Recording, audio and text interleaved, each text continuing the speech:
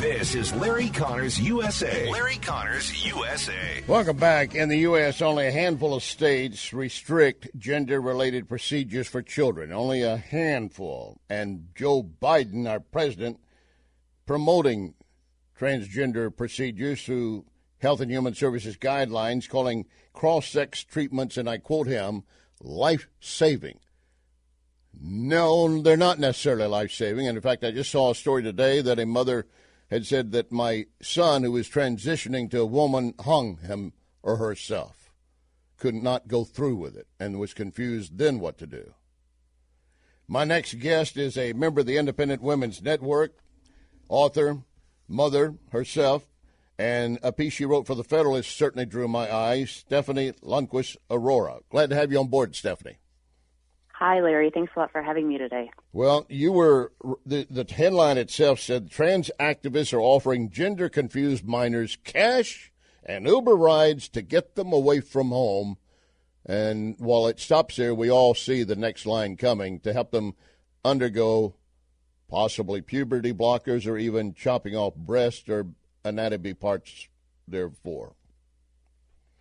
Yes, California just passed Senate Bill 107, which says you don't even need the consent of your parents to go through this surgery. So not only is it available to minors, but if you somehow find yourself in California and you don't have the consent of your parents for permanent mutilation, you can go get it there. You don't need their consent. They can't smoke or drink or have body piercings or tattoos, but they can go to California and permanently alter themselves. And Pride Liberation Project in Virginia apparently is offering money, so I'm not sure what they intend to do with that money, but they can find themselves in California.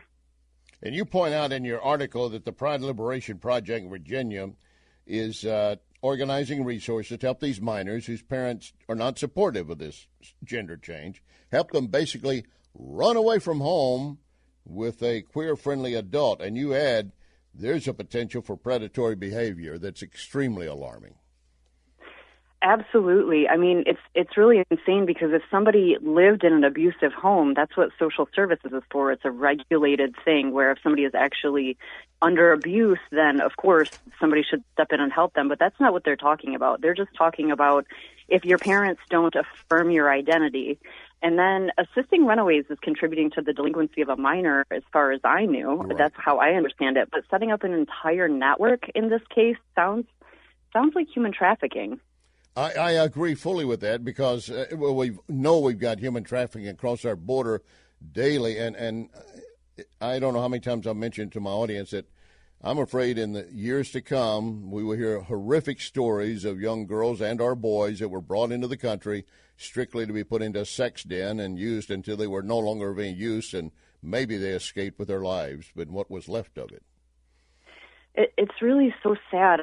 When I think about what's happening in terms of this gender ideology push, there's three categories of people that I think of. Like, I actually think of an inverted triangle. Like, who would push this in schools on kids? Like, just to give you an example, 3 surveys in the first week of middle school went out saying, what gender are you? What gender are you? And I was like, who would push this? But right. I think of an inverted triangle. Like, the top part, like, the road to hell is paved with good intentions, right? It's people who are willing to violate constitutional rights and compel speech, like with pronouns and stuff, because they want everyone to feel good and be part of this welcoming, inclusive environment, and they feel a certain way.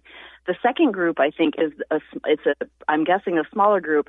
They want to grow the community. It's more nefarious. They want to grow the community for political power. They want to indoctrinate for the future with these surveys that push certain things.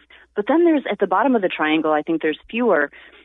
And this is the scary. It's all scary, but the scary part is the bottom tip of that triangle where sexual predators like children, especially confused children. And so are we really going to allow this as a society? Are we really going to support this idea, children running away? We've got adult leaders at Pride Liberation Project pushing this.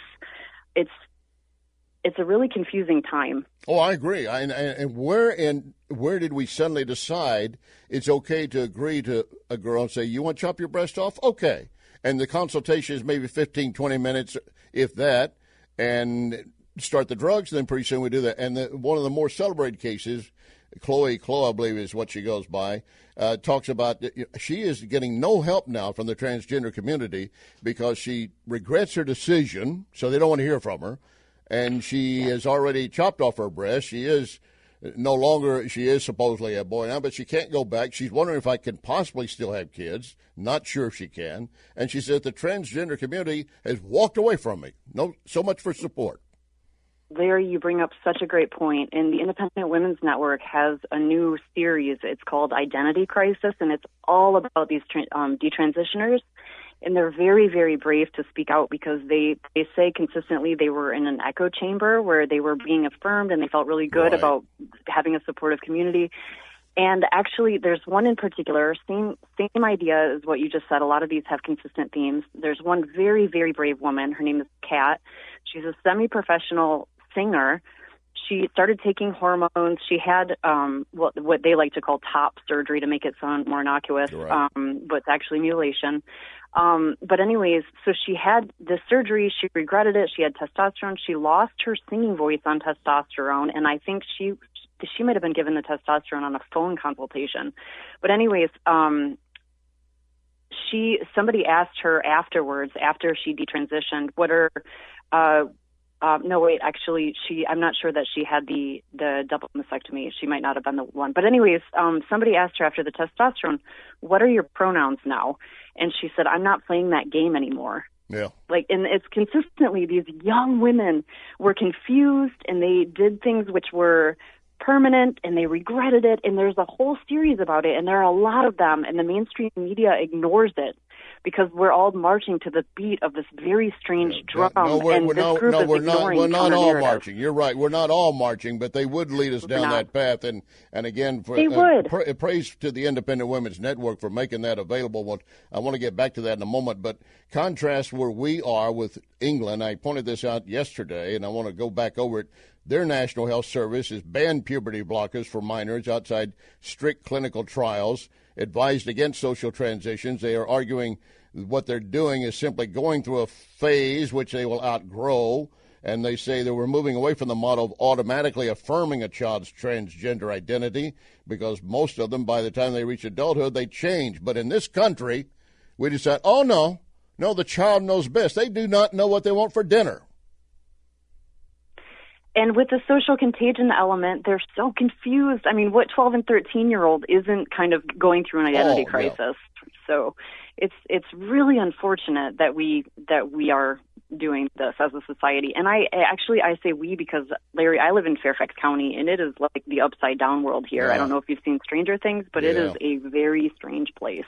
Well, and again, as you said, if too many around them are confirming, it goes back to some of the basic things. All of us as adolescents had uncertainties and unsure, how to date, how do you kiss, I want to smoke. The other cool kids are, smoking. I mean, it's all kind of being with the crowd, and it just kind of became popular. Not just to be lesbian, that's one issue, but to go to the next step and say, well, I'm not comfortable in my body. What teenager normally is comfortable in their body? I don't think I've met one yet. and you have kids. I don't know how old yours are, but you've been there. Larry, the other crazy thing that's happening is I think for political purposes, you have the adult leadership crafting messages for these children where I've seen the media crafting that they're doing behind the scenes. I had access to a lot of these files from these meetings, and they're consistently saying, okay, teenagers, middle schoolers, high schoolers, this is what you're going to say. We're queer and we don't feel seen. And they define queer as kind of anything, that anything is like trans, lesbian, gay, different, queer. Right. We're queer and we don't feel seen. 50% of us are depressed. They keep citing that number, and also that they have higher levels of suicide rates. And then, which I believe I do believe that transgenderism is a real thing, so I'm not trying to undercut that here, but I think this message is being prostituted completely. But then they tell these children to say, if you don't affirm us, we might hurt or kill ourselves, or if you don't do what we want, if you don't change the family life education curriculum to include a transgender transitioning unit, which is actually a real thing in Fairfax County in fourth grade, we'll kill ourselves. I want to, and you're right, many of them are going to do it anyway because they're confused. But very quickly, in the 15 seconds, again, the Independent Women's Network and what they're providing, and less than 15 now. Yes, IWNetwork.com has an identity crisis series and just a lot of information on this that's just really helpful. IWNetwork.com. IWNetwork.com. Stephanie Lundquist-Arora, I thank you for your time and enlightenment, and it's shameful and frightening.